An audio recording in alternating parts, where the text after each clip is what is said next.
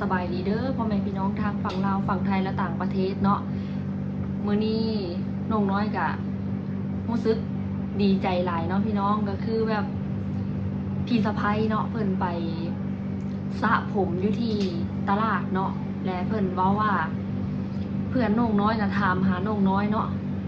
และน้องน้อยแล้วเว้าว่าไผเนาะเพื่อนน้องน้อยเพิ่นก็เลยบอกสื่อมาพี่น้องสื่อว่าสื่อสาเนาะสาน้องน้อยก็คิด คิดแบบดนเติบเนาะที่กว่าสิคิดออกว่าสานี่แม่นไผเนาะก็เลยเพิ่นเลยว่า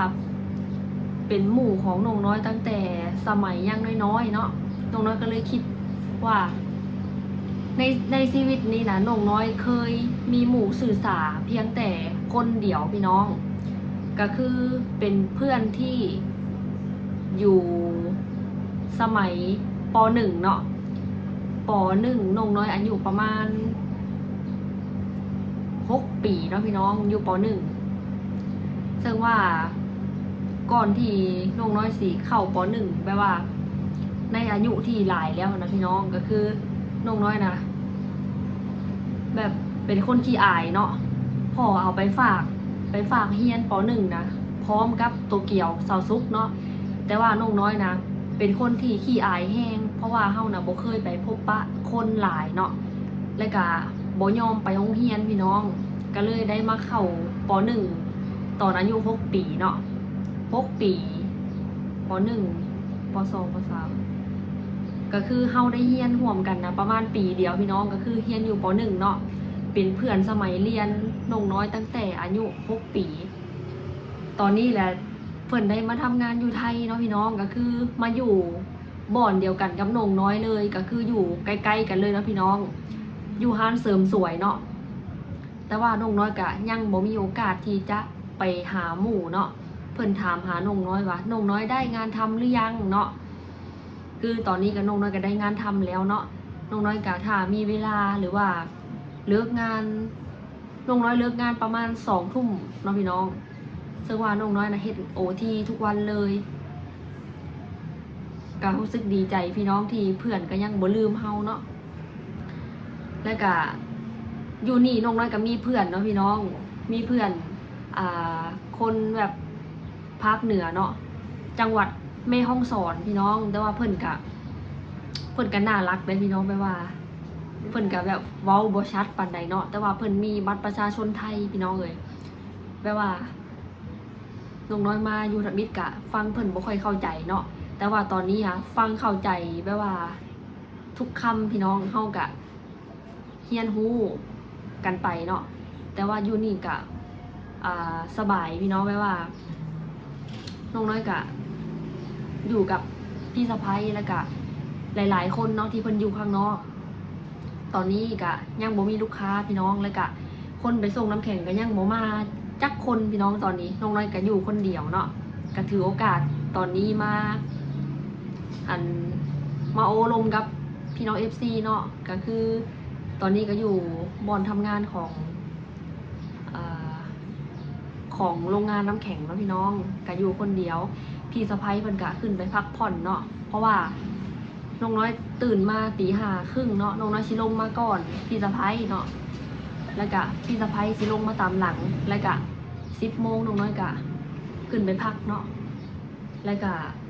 น้องน้อยลงมาบ่าย 1 โมงครึ่งแล้วก็พี่สะใภ้ขึ้นไปพักตอน3 โมงพี่น้อง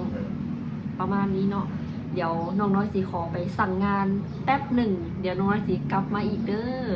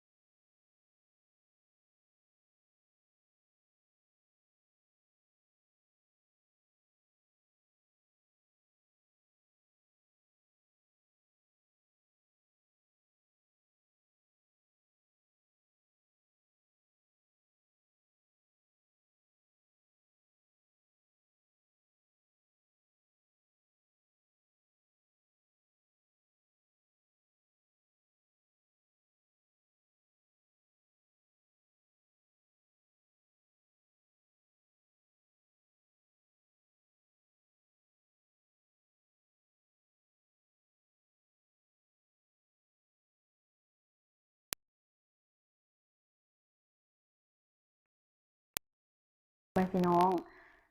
พี่สะใภ้ก็ซื้อกุ้งอบวุ้นเส้น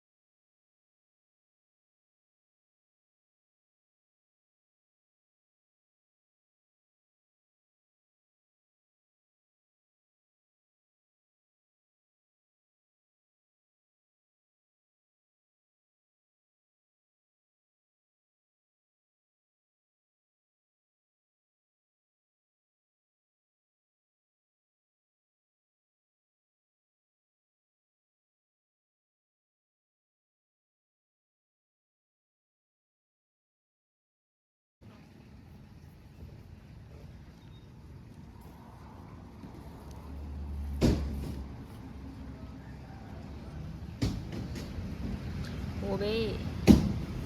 โบเบ้